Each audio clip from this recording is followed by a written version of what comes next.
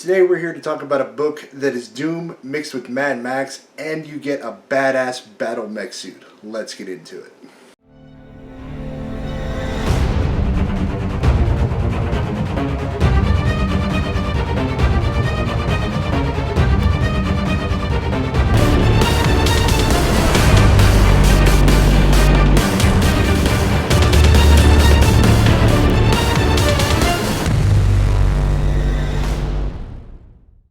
Alright everybody, welcome to our first video of 2022. As you heard at the top, I think I've got a preview of what is going to be one of the best books of 2022. That's right, you heard it, first video out the gate, that's what I'm saying.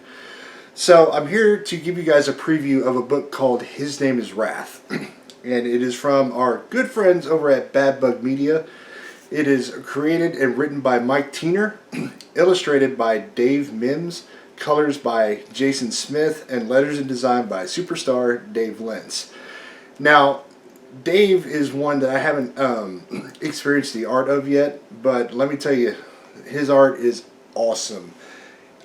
Awesome. So definitely one of those where I'm glad I got to discover a new artist. So I'm just going to get that right out of the way before we jump into it.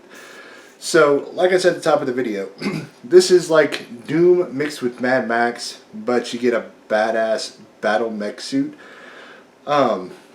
Basically, it is literally like hell came to Earth, and it is the human race versus Lucifer and the Living Dead. That's just the best way to give you the premise of what's going on with this entire book. So, it kind of starts out where you get the background of a little bit of what's going on with the human race and how everything just kind of started and what they're doing. And about the only spoilery thing that I'm going to give you is that the first book is following a group of humans as they're trying to make their way to the West Gate. That's basically the gist of the entire story that I'm going to give you.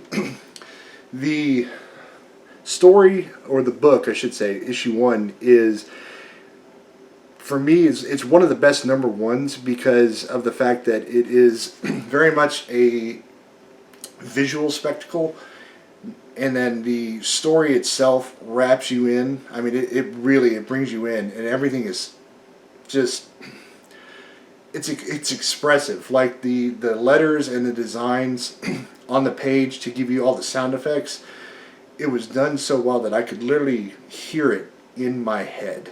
And that just comes from the fact that you just have an amazing art team and letters that just, it's literally everybody stacked on top of each other. It's taken this book to a level that, like I said, to come right out of the gate of 2022 and for me to literally be like, I know for a fact this is going to be on my end of year list of best reads of 2021.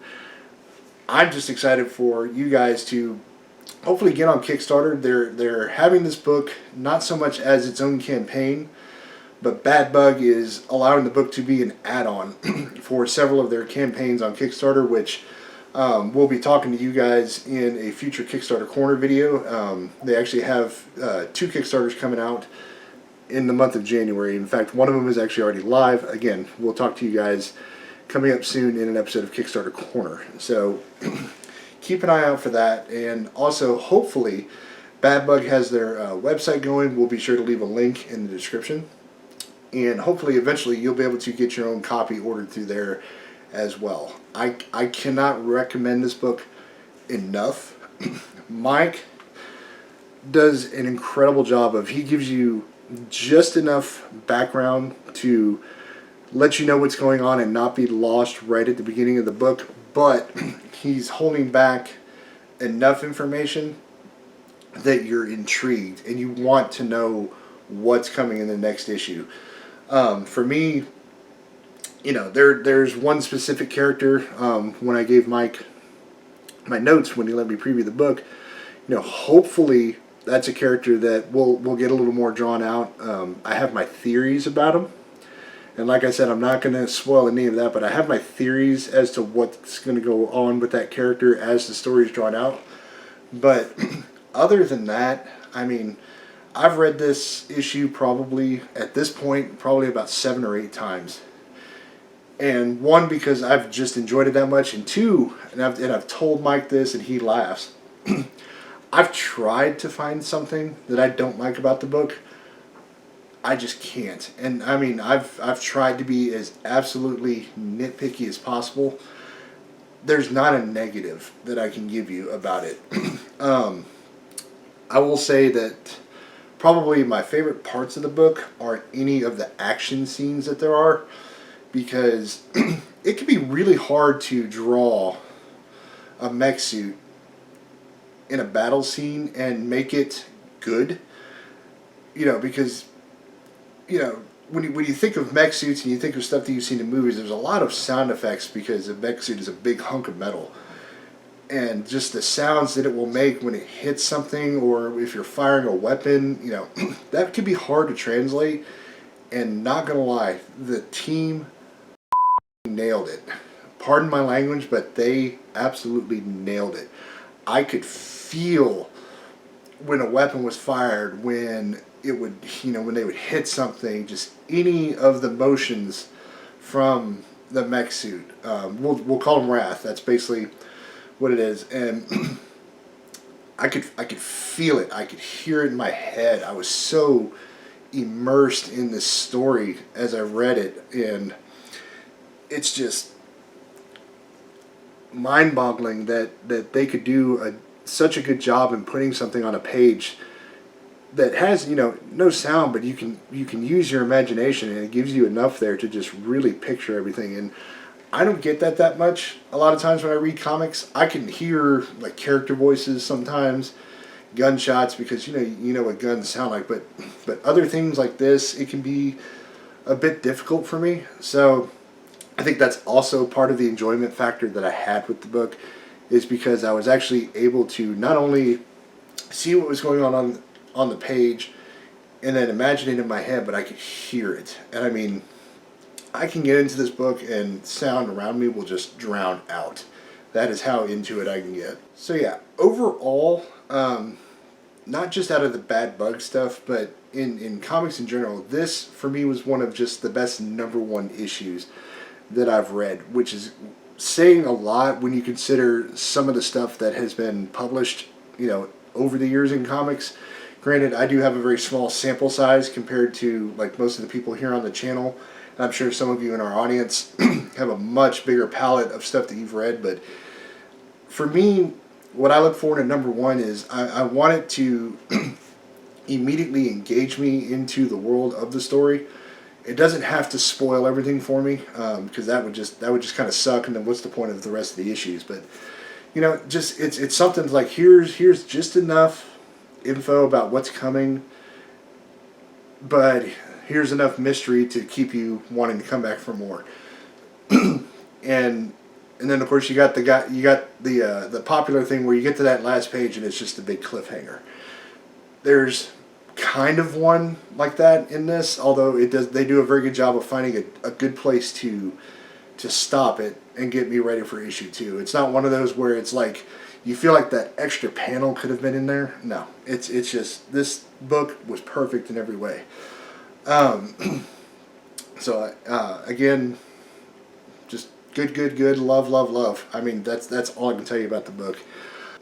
As I said, this should be a book. Hopefully, it'll be available on their website soon. If not, if you're a big Kickstarter fan like we are, keep an eye out for anything under the Bad Bug Media banner coming up on Kickstarter, this seems like a book that's going to be a popular add-on, as they do with quite a few of their things like Black Jackets, Midnight Highway is one that you can add on, Dead End Moon, Undercity Tales. There's so many books from Bad Bug that look awesome. I can tell you that hopefully here in the next month or so, we're able to get most of the rest of the catalog and read it so that we can actually share it with you guys, because I really think that Bad Bug is going to be one of those companies in the next 2-3 years that they're going to be everywhere. You're going to hear about a book that they put out. Hopefully they'll be in your local comic shops and stuff like that. That'll be something. The day that happens, I will be on the front row along with Jay and Jenna, just cheering these guys on, because they're an amazing group of people. Mike and his wife Alice are awesome. All the creators that have worked with them so far, God, who's there? Scott Wilkie, Alan Dunford, and Will Radford, Jason Pell. All these guys, just amazing people that have been so much fun to talk to. I mean, there's nothing more that I can say that I enjoy more than being able to not only say something to the creators, ask them a question, and them answer, but then a conversation can come out of it. That for me has been the most rewarding part about working with everybody within Bad Bug. So I know this sounds like a gush fest, and it is what it is, but I'm not lying to you guys. Keep an eye out for them. If you see them on social media, they're on Instagram, they're on Facebook. Shoot them a message. Just, if you've read their stuff, let them know how much you've appreciated it and whatnot. They're very, very good about being interactive with their fans and their readers.